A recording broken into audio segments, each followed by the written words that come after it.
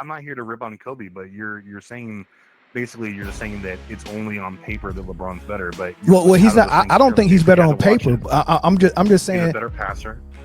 Okay, I give him that. He's a far better passer. He's a better rebounder. He's a better passer. Okay, But guess what? the reason why he scored. But hold on. That's another attribute in basketball that is a secondary type attribute. Like great passes is something I want my co-star or my role player to be.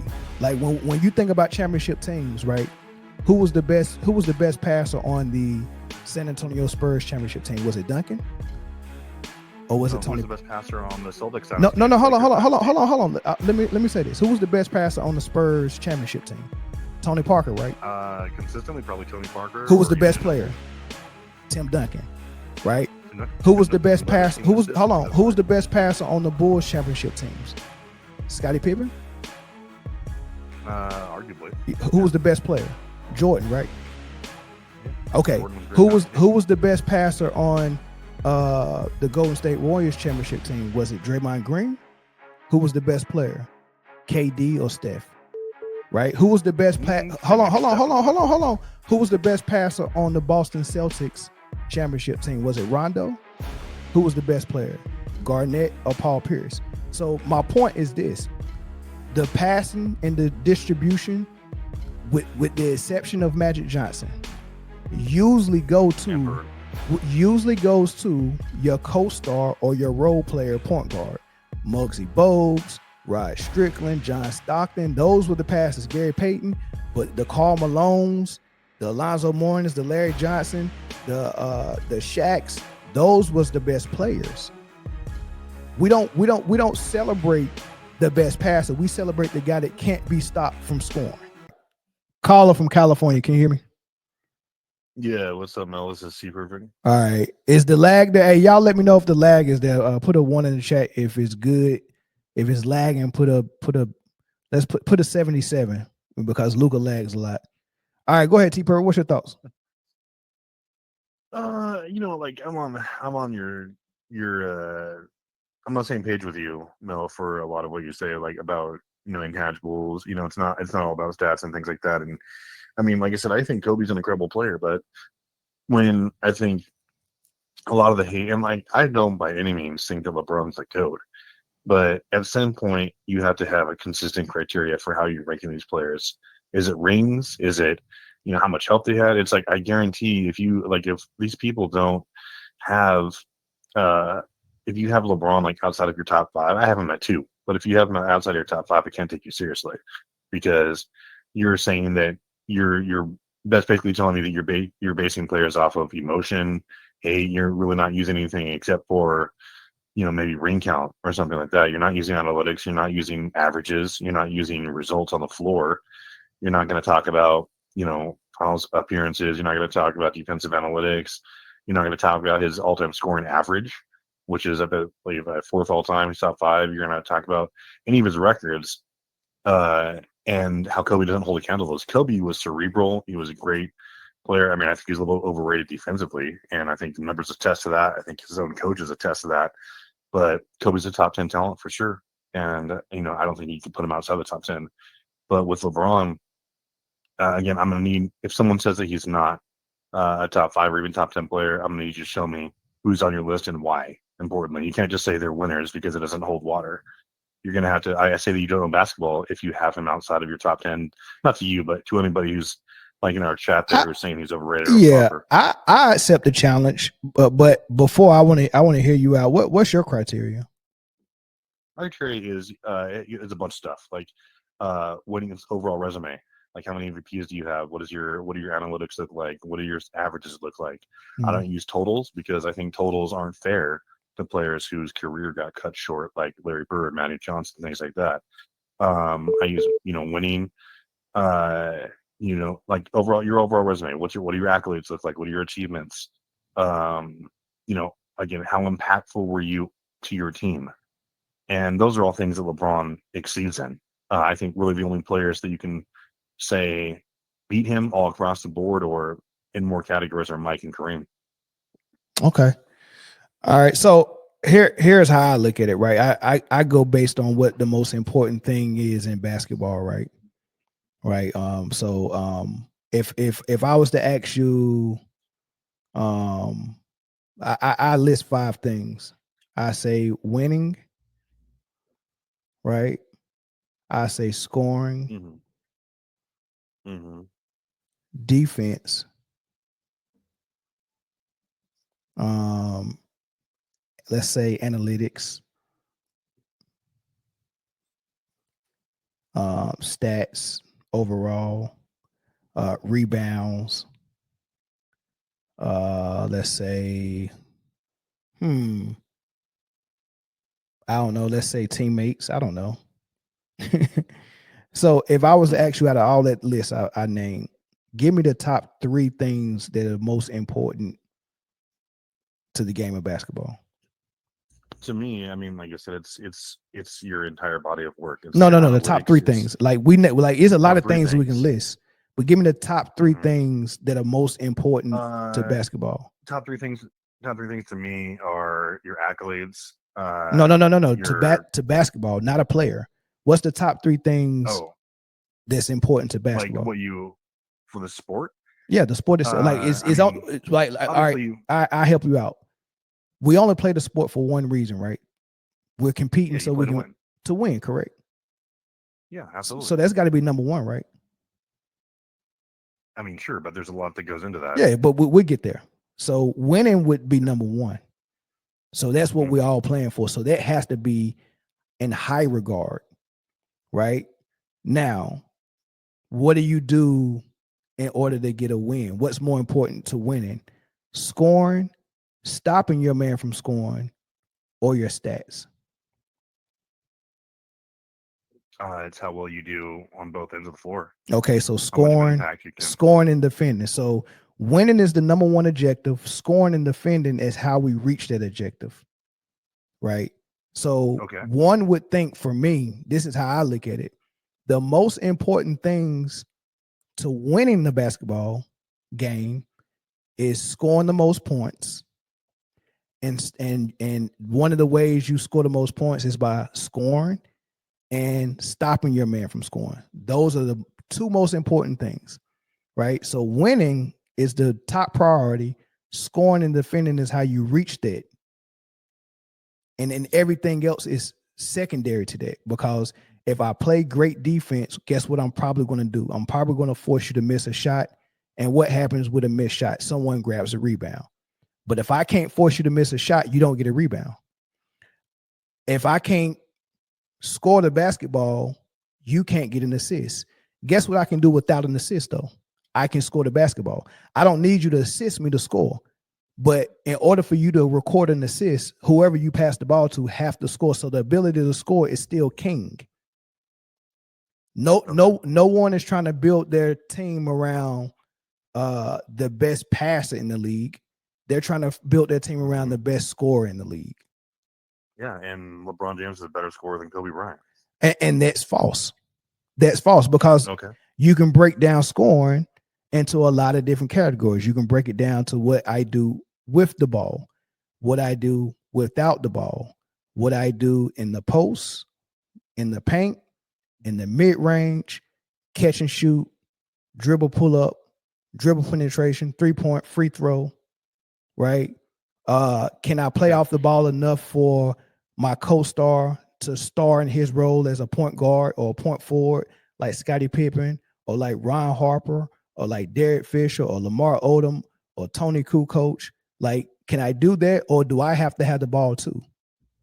Right. So Well, go ahead. here's like a couple. I mean, I this is just in response to your about. I agree with you. Scoring and if the best two-way players are the best players ever. Like I agree with you 100% there. Well, there's no such But thing as a it's two-way like player. you mean the best players on both ends of the floor that you don't believe in that? No, no, no. I'm saying there's no such thing as a two-way player. A player plays offense and defense. That's a player. If you only play one Yeah, side of the court, then that means you're half a player. So it's no such thing as a exactly. two-way player. It's a whole player and as a half player. Okay, so let's say the best whole players in the league. Okay, they're in my top five. I believe those top five players were Mike, Ron, Kareem, Hakeem, and Tim Duncan. Those are my top 5. Now, when you're You saying said those LeBron players who as excel, far as a defender.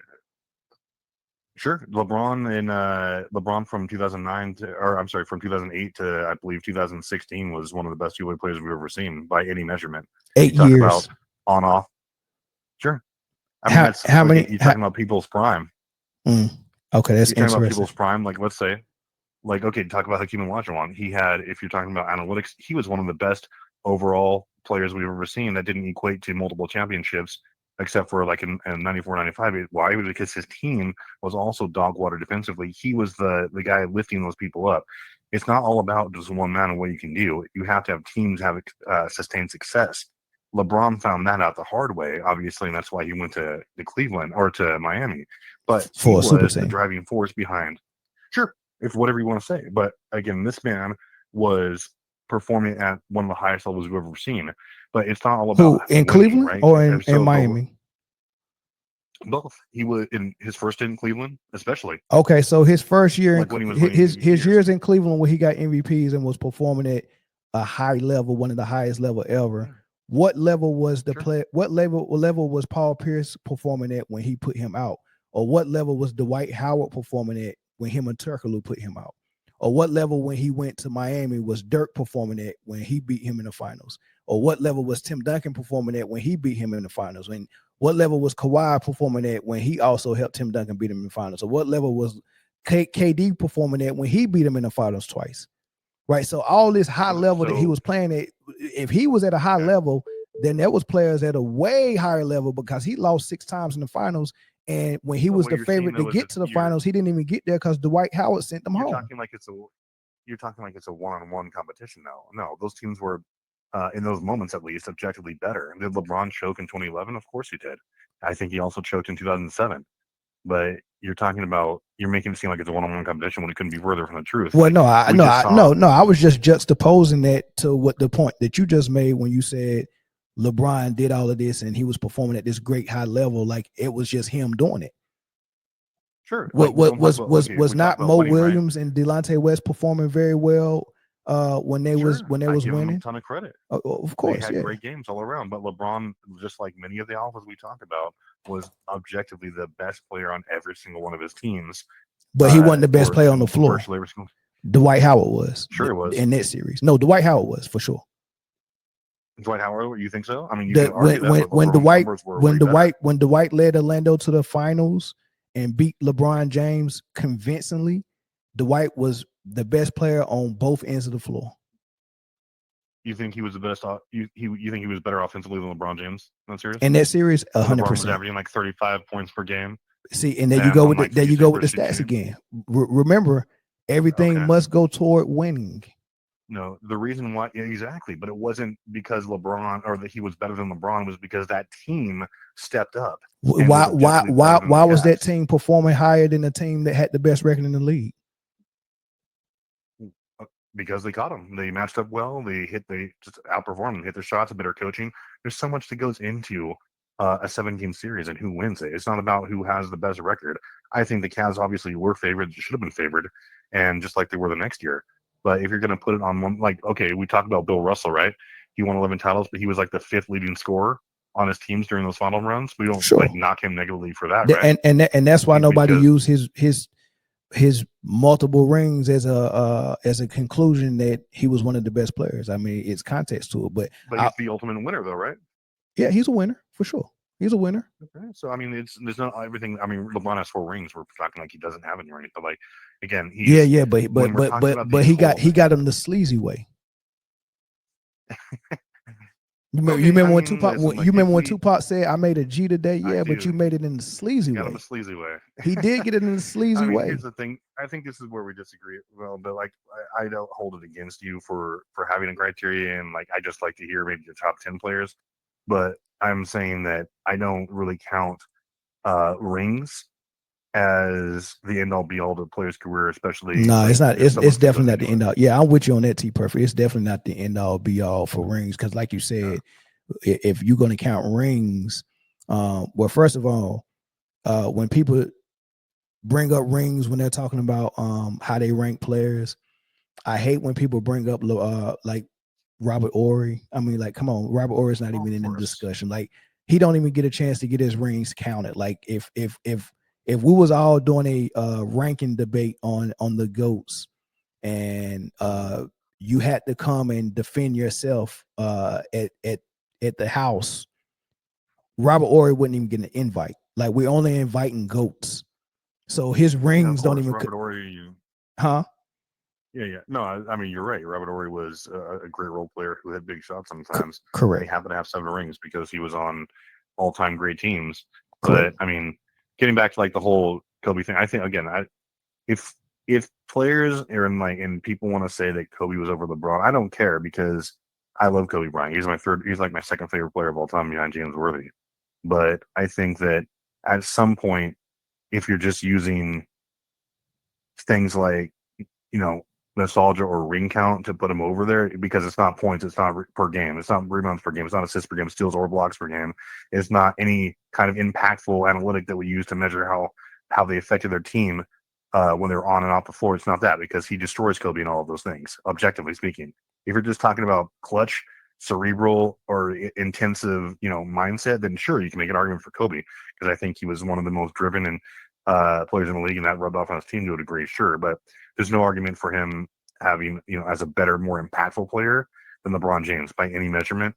No, it's more than the argument. It's almost a fact, right?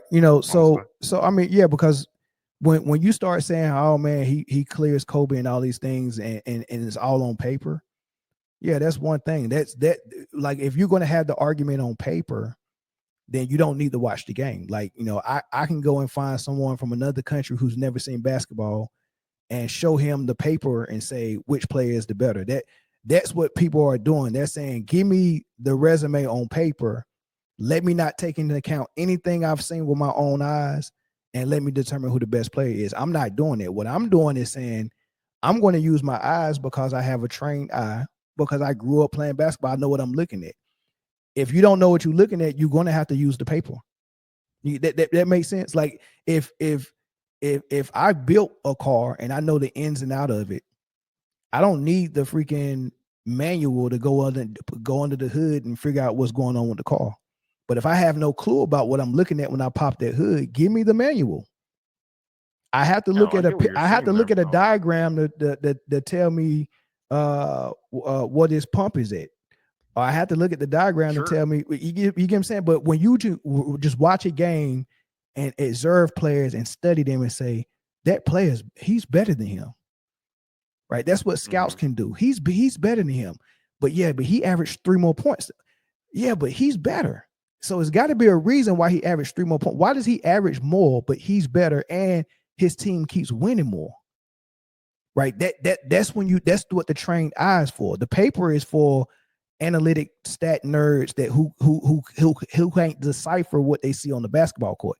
I can decipher what I see. So when I'm watching Kobe Bryant, and I can see that if Kobe Bryant is playing with a pure point guard, he has no problem getting off the ball. And guess what he can do? I've seen Kobe Bryant run around screens like Rip Hamilton, catch and shoot. I've seen Kobe Bryant post up, and guess what? As a catch and shoot player running off screens, he was an A+ player. As a post player, he's an A+ player in the post, right? As a catch and shoot player, he's A+ in that too. Give me the ball and ISO, I'm A+ in that too. On the fast break, I'm A+ in that too. He's a equal opportunity scorer. If I get the ball and you put someone bigger on me, guess what? I can beat him to the hole off the dribble. If you put someone smaller on me, I can take him in the post. If you put someone on me that has my same exact measurements, he's strong as I am, he's fast as I am, how am I going to beat him? I can run off screens like Rick Hamilton and do that. Like, he has it. He has the total arsenal on offense. And in the fourth quarter, guess what? I can't say let's foul him and put him on the line, because I'm knocking those down as well. I'm A+ in that as well. Oh, and as far as my clutch, am I scared of the moment? Hell no. I'm A+ in that as well. And then when you get on the other end of the floor, I'm A+ in that on whoever I'm guarding. It's not about if I can guard 4 positions. It's about What grade do you give me when I'm guarding them? Can I guard the best power forward? Can I guard the best shooting guard? Can I guard the best point guard? Or can I just guard a point guard just to say that I can guard 4 positions? But when I'm guarding them, I'm a C in all of it. No, Kobe was an A in everything he did, almost everything he did. He's the better basketball player. Now, if you want to talk about stats, if you're watching those, LeBron might have the better stats. LeBron might have recorded more stats, but they don't make him a better player. Well, you're saying you're watching their entire career, and I'm with you. I watched their entire careers as well, and so all that you said about Kobe Bryant, I mean, is basically true. He was A+ in a lot of things, but you can also there was just detriments to his game. Like he wasn't A+ choosing his shot selection. Like, was he great at? That's false. Sure. That's LeBron, false. That's false. No, LeBron is no. That's false. That's false. LeBron, you can argue no. Hold on. T perfect. It's 100% hold on. T perfect. That's false. Kobe would shoot his team out of games. But how he got 5 rings, bro? All that matters is winning. Because listen. He wasn't the best player for 3 of them, bro. That's not a knock. That's not a negative. It's not a knock, but it's true. No, it's not a knock. You mention it like that means that it makes him a worse player. How does Kareem have 6 rings? That's not a knock. He was a sidekick. Well, hold on. Go back. Sure, but Kareem was the 3rd best player. But T perfect. That is not a knock. Yeah, it is. Like everybody keep talking about Kobe's free throw field goal percentage was what was it 44%? Oh, that means he was 44%. And then you got another player who's 48%, and that means he's a better player. Stop it. That don't even make sense. Not necessarily. It's context. They don't even make sense. It's context.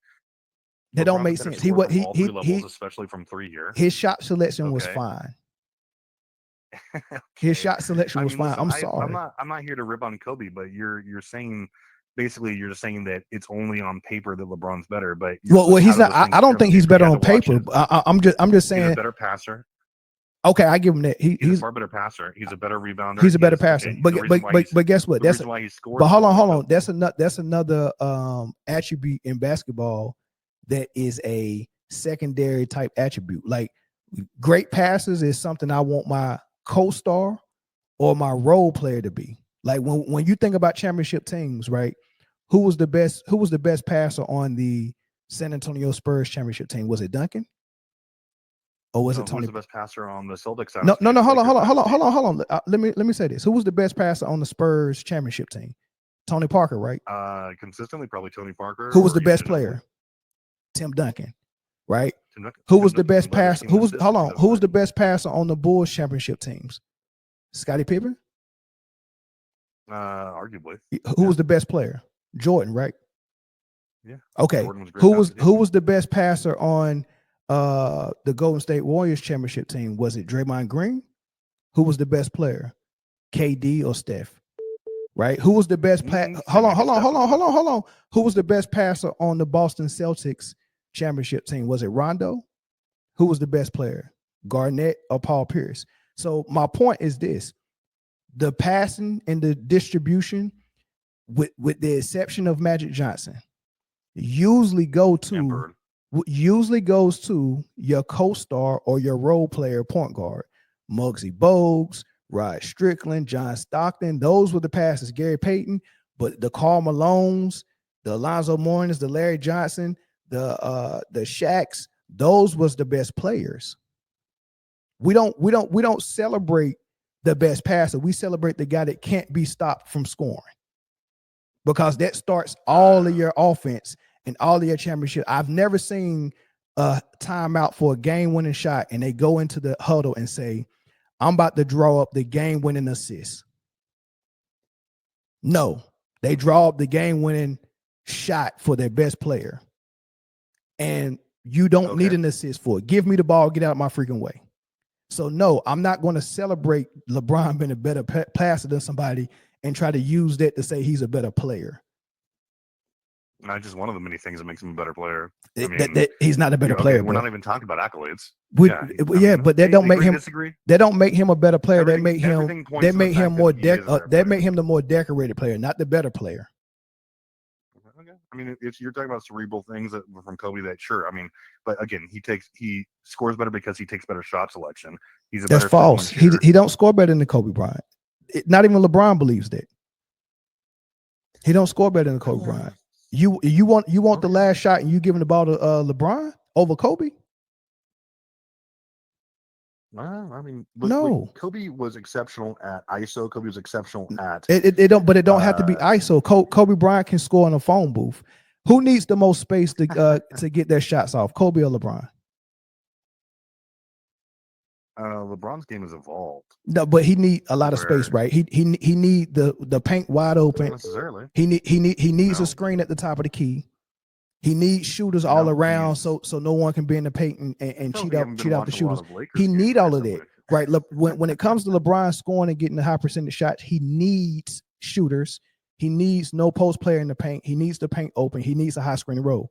Kobe just needs the ball. No, you haven't been watching any. Kobe needs the ball and 2 dribbles. 1 dribble pull up, 2 dribble pull up. 40% he just needs the ball. But because when you play in an offense where you got Shaq in the paint, you can't always have the paint wide open so you can have a wide open lane to drive in. He played inside of a phone booth. The better player can play in a phone booth. The player that needs the most of everything. I need 10 seconds on the shot clock. I need 10 dribbles. I need 1 or 2 screens. I need a wide open paint. I need shooters. I need all of this to get a shot off. Kobe just needed the ball. Demanding triple teams. During their entire Kobe just needed the ball, bro. Never cracked 50% for an entire year. T perfect. Not even once. T perfect.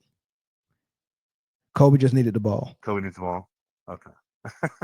And a couple of dribbles. Listen, I respect your takes and everything, and we're just gonna agree to disagree. And everything you said was valid. Like I said, I absolutely do not think that stats are the entire story, but I think that at some point you need to understand where they came from, how they're affecting the team, and what they do. You're watching the player produce these things. Is it different? Some players, how they do it, how do they go about it? Sure. But what led to their team succeeding more? What's the context behind that? Things of that nature. And I just don't think you can make an argument for, especially for or taking into account accolades and analytics. There's no, you can say that those things don't really matter and blah, blah, blah, but I just don't think there's a valid reason for putting him above LeBron. Kobe's top 10 player, no doubt for me, but it's just at some point that you have to ignore the 75% of what you just said about accolades, achievements, winning, to put him above someone like LeBron James. That's fair enough. If I use your criteria, then I probably would come up with the same thing, but we just got different criteria. That's all. Yes, man. And I respect, I've said this a million times. I respect anyone who has a criteria. Right. Yeah. And no matter what it is, I don't like to knock it because so many people don't have it and they're just using hate or nostalgia or whatever. So, I respect the fact that you definitely have one, and, I'll just leave it at that for sure. All right. Hey, thanks for the call, T. Purple. I appreciate it, brother. Absolutely, man. Have a good one. You too.